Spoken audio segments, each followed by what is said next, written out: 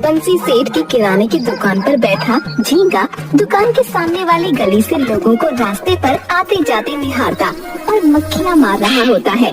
झींगा गले से उठकर दुकान के अंदर जा फेयर एंड लवली क्रीम अपने चेहरे पर मलता है और दोबारा आकर गले पर बैठ जाता है। प्रभु जी, अब तो किसी ग्राहक को भेज दो। सुबह के 6 बजे से बैठा हूँ, लेकिन अब तक एक ग्राहक भी नहीं आया और न ही कोई मैना आई। झुमरी इतलाते हुए झींगा की दुकान पर आती है। क्या सेवा करूं? आप तो बड़े दिनों के बाद हमारी दुकान पर आई है। तू क्या मेरी सेवा करेगा? कल मैं तेरे बगल वाले कल्लू हलवाई की दुकान पर गई थी। उसने मुफ्त में मुझे शुद्ध खोए की मिठाई खिलाई। अरे क्या बात करती हैं आप? है वो तो एक नंबर का बेईमान है। खोए में आलू मिक्स करके बेचता है। रुक जाइए आप, मैं असली माल खिलाता हूँ। झींगा अपनी दुकान की भरने से नान खटाई के बिस्कुट निकालकर झुमरी को देता है। झुमरी स्वाद लेकर बिस्कुट बड़े चाव से खाती है और झींगा प्यार भरी निगाहों से उसे देखता रहता है। बिस्कुट अच्छे हैं। अच्छा चल बता, कितने पैसे हुए? और एक नहाने का अच्छा वाला साबुन भी दे दे। अब ले झुमरी, मैं क्या तुझसे पैसे लूंगा? राम जी सच कहता हूँ, ये मेरी दुकान नहीं है, नहीं तो मैं सारी दुकान तुझे खिला देता। क्या? झींगा झुमरी की ओर निहारते हुए अलमारी से निकालकर झुमरी को साबुन देता है। ये लो तुम्हारे नहाने का साबुन। इस साबुन से नहाते ही तुम्हारा चेहरा टमाटर की तरह लाल लाल हो जाएगा। झींगा और झुमरी दोनों आंखों ही आंखों में नैन मटक्का कर रहे होते हैं। उसी वक्त दुकान के मालिक बंसी सेठ दुकान पर आते हैं। झींगा, ये क्या हो रहा है? कुछ नहीं, मैं तो नहाने का साबुन दे रहा था। अबे गधे, ये नहाने का नहीं, बर्तन साफ करने का साबुन है जो तू इसे दे रहा है। क्या कहा आपने? बर्तन साफ करने का साबुन? तुम मुझे बर्तन साफ करने का साबुन नहाने के लिए दे रहे थे? बंसी सेठ झींगा के हाथ से साबुन लेकर अलमारी में रखे हुए नहाने के साबुन से बदलकर झुमरी को देता है। ले बेटी, और जा, जब मैं रहूं तभी आया कर सामान लेने, नहीं तो ये गधा तुझे कुछ भी उल्टा सुल्टा सामान पकड़ा देगा। ठीक है चाचा, मैं चलती हूँ। बेटी पैसे? चाचा, ये झींगा तो बोल रहा था पैसे देने की जरूरत नहीं है। नहीं बेटी, पैसे तो देने होंगे, नहीं तो ये दुकान कैसे चलेगी। ठीक है चाचा, ये लो पैसे। झुमरी बंसी सेठ को 10 का नोट देती है और दुकान से चली जाती है। बंसी सेठ दुकान से झाड़ू लेकर झींगा के पास आता है। क्यों बे गधे की औलाद है? दुकान क्या तेरे बाप की है जो तू सबको फ्री में सामान बांट रहा है? मालिक, सबको कहा, सिर्फ झुमरी को फ्री में सामान दे रहा था। बाकी सबसे तो पूरे पैसे लेता हूँ मैं। अबे लगता है तू मेरी दुकान इस मोहल्ले से बंद करवाएगा, लेकिन मैं ऐसा नहीं होने दूंगा। रुक जा, तेरी खबर लेता हूँ, रुक। बंसी सेठ झींगा को झाड़ू से मारता है। फिर बंसी सेठ झाड़ू को एक कोने में फेंककर दुकान के गल्ले पर बैठ जाता है और गल्ले पर पड़ी कुछ रसीदों को उठाकर देखता है। अबे गधे, ये फेयर एंड लवली की क्रीम कब आई रे? दुकान में तो नजर नहीं आ रही है। मालिक, वो सारी बिक गई। अरे वाह, क्या बात है, एक ही हफ्ते में आधी दर्जन क्रीम इस मोहल्ले में बिक गई। वाह वाह वाह वाह। जी जी जी सेठ जी। बंसी सेठ झींगा के चेहरे की ओर बड़े गौर से देखता है। अरे झींगा, अभी कुछ दिन पहले तक तेरा चेहरा काले जिन की तरह लग रहा था, पर आज ये काफी चमक रहा है। ये कैसे हुआ? ये सब तो आप ही की वजह से हुआ है सेठ जी। ओह, अब समझा, क्रीम का इस्तेमाल यहाँ हो रहा है? बंसी सेठ दोबारा झाड़ू उठाकर झींगा की पिटाई करता है और झींगा खुद को बचाने के लिए वहाँ से भाग जाता है। दूसरी तरफ दुकान के बाहर कल्लू हलवाई, जो झुमरी को बहुत पसंद करता था। कहो झुमरी, ले लिया साबुन? वैसे तुम्हें साबुन की क्या जरूरत है? तुम तो ऐसे ही परी हो। तुम्हें राज की एक बात बताऊं? ये परी रात को 12 बजे उल्टे पैरों वाली चुड़ैल बन जाती है। अब ये बात कितनी सच है ये देखने के लिए तो मुझे रात के 12 बजे तुम्हारे पास आना होगा। बोलो कब आ जाऊं? आज रात को आ जाऊं? अरे मेरी पूरी बात तो सुन लो। चुड़ैल बनने के बाद आसपास जो भी इंसान होता है ना, ये चुड़ैल उसे खा लेती है। तुम एक बार सेवा का मौका तो दो, मैं तो उसके लिए भी तैयार हूँ। लेकिन मुझे सड़ी हुई चीज पसंद नहीं, इसलिए तुम्हारा नंबर आज क्या कभी नहीं आएगा। गुस्से में अपने घर चली जाती है। झुमरी के घर पर हरी अपनी माँ और पिताजी के साथ कुर्सी पर बैठा होता है और झुमरी की अम्मा हाथ में पंखा लेकर उन्हें हवा कर रही होती है।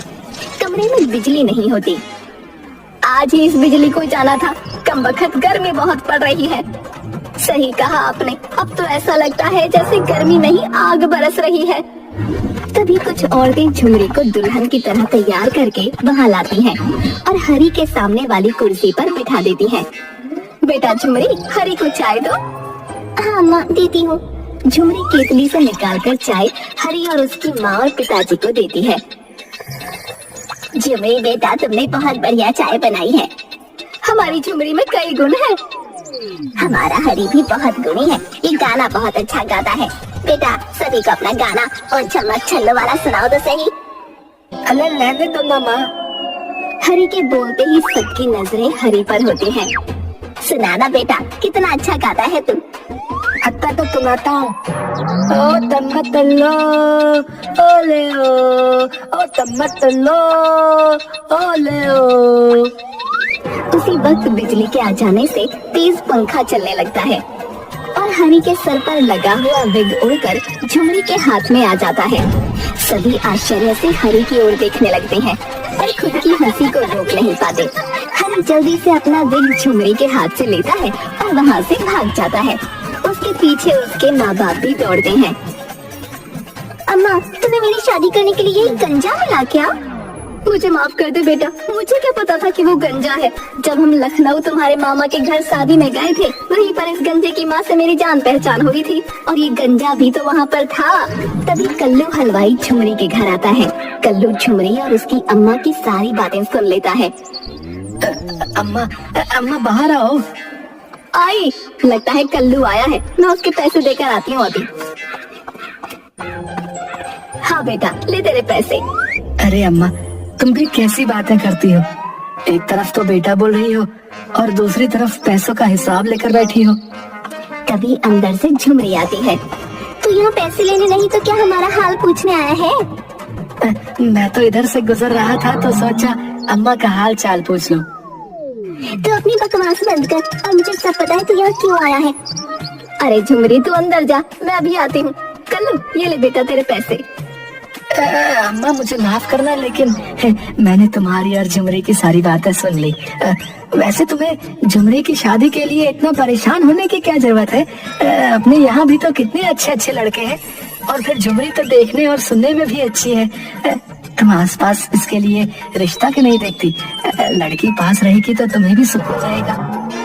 आसपास कहाँ है लड़का बेटा? मुझे तो कोई दिखता ही नहीं अपने यहाँ। यहाँ तो सब लफंगे भरे पड़े हैं, इसीलिए तो मजबूरी में इसका ब्याह दूर देख रही हूँ। अरे अम्मा, बहुत आसपास, तुम्हारे बिल्कुल पास में। ध्यान से देखोगी तो जरूर दिखेगा। अरे कहाँ पास में कह रहा है तू? कहीं ये बाजू में शर्मा जी के बेटे के बारे में तो बात नहीं कर रहा? वो तो एक नंबर का नशेबाज है, सारा दिन सिगरेट का नशा करता है। नहीं नहीं अम्मा, तुम भी कैसी बातें करती हो। क्या मैं अपनी झुमरी के लिए ऐसा सोचूंगा? इतना पास नहीं, थोड़ा सा दूर, थोड़ा सा दूर। अच्छा लड़का हो, खुद का काम हो, जैसे कोई दुकान हो। अरे कौन है? मुझे तो कोई दिखता ही नहीं बेटा, क्या जाने क्या लिखा है इसकी किस्मत में। तभी झुमरी फिर बाहर आती है। तू गया नहीं अभी तक? क्या मेरी चप्पल खाकर जाएगा यहाँ से? माफ करना बेटा, थोड़ा गुस्से में है आज, मैं तुझसे बाद में मिलती हूँ। हाँ अम्मा, कोई बात नहीं। इसकी बातों का क्या बुरा मानना वाला है? कोई अपनों की बातों का कोई बुरा मानता है? और फिर ये तो मेरी अपनी है। तू चाहता है कि मैं अपनी चप्पल निकालूं? अम्मा मेरी बात पर गौर करना, है ना? अपने आसपास तुम जरूर देखना, है ना? दिखाई देगा तुम्हें, है? तू निकल रहा है कि नहीं? कल्लू वहाँ से चला जाता है। अरे तू क्यों उसको ऐसे गालियाँ देती है? कितना भला तो है बेचारा, आते जाते खैर खबर लेता है। आजकल के जमाने में कौन किसको पूछता है। अम्मा तो बहुत भोली है, इनकी बातों को नहीं समझती। हाँ, तू तो बड़ी समझदार है। चला बैठ मेरे पास। झुमरी अम्मा की गोद में सर रखकर बैठ जाती है और उसकी अम्मा उसके बालों में अपना हाथ फेरती है। अम्मा एक बात कहें। बोलना बेटा, क्या बात है। अम्मा अगर आपको ठीक लगे तो क्या हम अपनी शादी की बात खुद चलाएं? कहाँ? नीचे गली में वो बंसी की जो दुकान है ना, वहाँ। झुमरी की अम्मा आगे कुछ भी नहीं सुनती और बीच में ही बोल पड़ती है। वो बंसी सेठ है, तेरा दिमाग ठिकाने पर है? वो तेरे पिता की उम्र का है और तू उससे शादी की बात करना चाहती है? अम्मा मुझे मेरी बात तो पूरी करने दो, बीच में ही बोल पड़ी। मैं उस मोटे बंसी सेठ की बात नहीं कर रही, बल्कि उसकी दुकान पर काम करने वाले झींगा के बारे में बात कर रही हूँ। वो काला कलूटा झींगा? तेरी मत मारी गई है। तू कहाँ हूर जैसी, अब वो कहाँ काला शैतान। और तो और तेरे बाबा तुझे जान से मार देंगे। झुमरी की अम्मा गुस्से में बाहर चली जाती है। तभी झुमरी के मोबाइल पर झींगा का फोन आता है। झुमरी फोन उठाती है। कैसी है आप? ठीक हूँ। लगता है मूड खराब है। अम्मा ने कुछ कहा क्या? और बाबा हमारी शादी के लिए मान तो गए ना? नहीं, अम्मा ने साफ इनकार कर दिया और बाबा से बात करने की तो मेरी हिम्मत ही नहीं है। तुम्हें तो पता है ना कितना गुस्सा करते हैं। देखो झुमरी, तुम परेशान मत हो। हाँ, अभी भी हमारे पास एक और रास्ता है। हम दोनों भागकर दिल्ली चलते हैं। वहाँ मेरे एक पुराने रिश्ते के चाचा रहते हैं। कुछ दिन हम दोनों उनके घर रह लेंगे और फिर अपना खुद का अलग घर ले लेंगे। तुम सच कह रहे हो?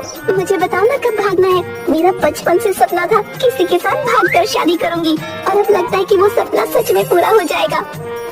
अरे वाह, फिर तो तुम्हारा सपना भी पूरा हो जाएगा। लेकिन हमें कुछ पैसों की जरूरत पड़ेगी। क्या तुम्हारे पास कुछ पैसे हैं? हाँ है ना। अम्मा ने आज सुबह ही मुझे मार्केट से सब्जी लाने के लिए 200 रुपए दिए थे। वो पैसे भी है मेरे पास। हट पगली, 200 रुपए में क्या होता है? मेरे कहने का मतलब है हमें 1-2 लाख रुपए की जरूरत पड़ेगी। उतने तो नहीं है। अच्छा, कुछ जेवर है? हाँ बहुत है, मेरे भी है और अम्मा के भी। सब लॉकर में बंद है और चाबी अम्मा के बेड पर सिरहाने रहती है। तो चाबी चुरा लो और सारे जेवर एक बैग में भरकर मुझे अपने घर के पीछे आज रात में मिलना। ठीक है। चलो अब फोन रखता हूँ, रात को मिलेंगे।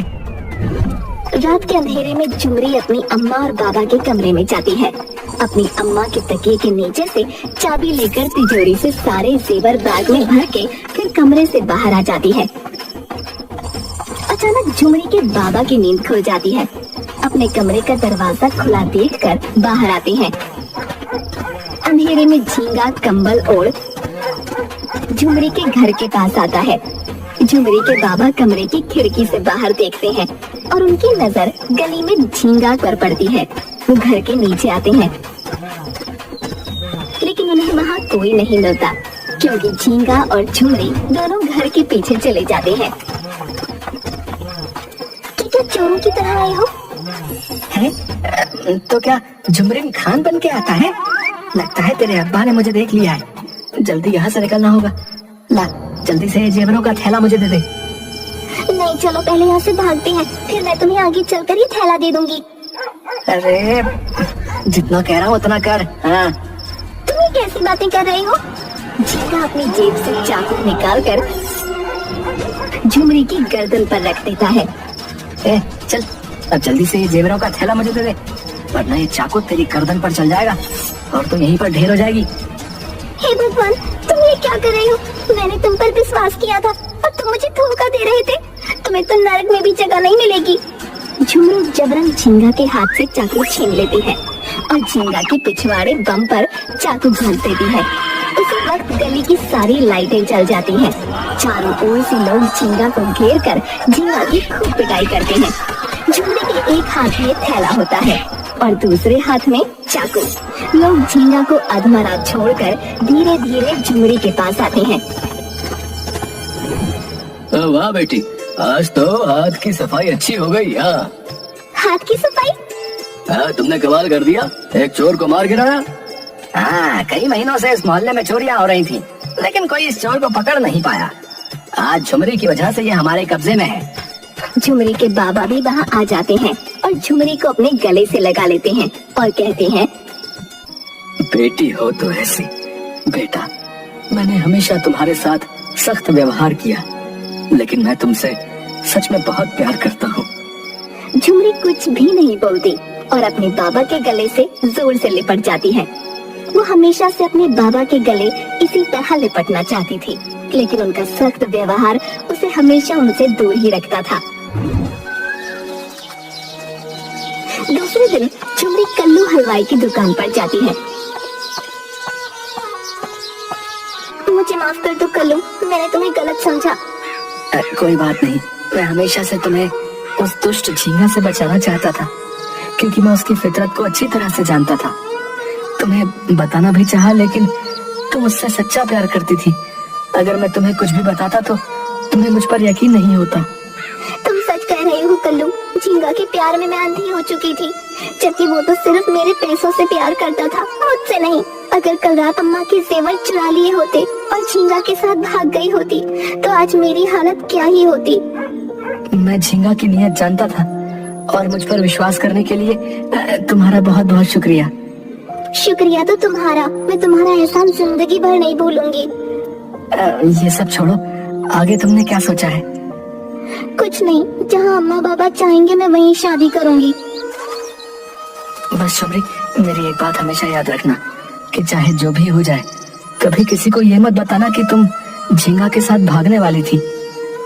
अगर मैंने ये बात छुपाई तो पूरी जिंदगी इस बात का अफसोस होगा कि मैं अपने अम्मा बाबा से झूठ बोल रही हूँ। लेकिन इस बात की खुशी तुम्हें ज्यादा होनी चाहिए कि तुम अपने पापा के गले लगी, जो तुम हमेशा से चाहती थी। तुम्हें कैसे पता? ये सब छोड़ दो कि मुझे कैसे पता। बस आज तुम्हें जो खुशी मिली है उसे पूरी जिंदगी संभाल कर रखना, और हमेशा याद रखना कि कभी कभी एक छोटा सा झूठ हमारी पूरी दुनिया बसा भी सकता है।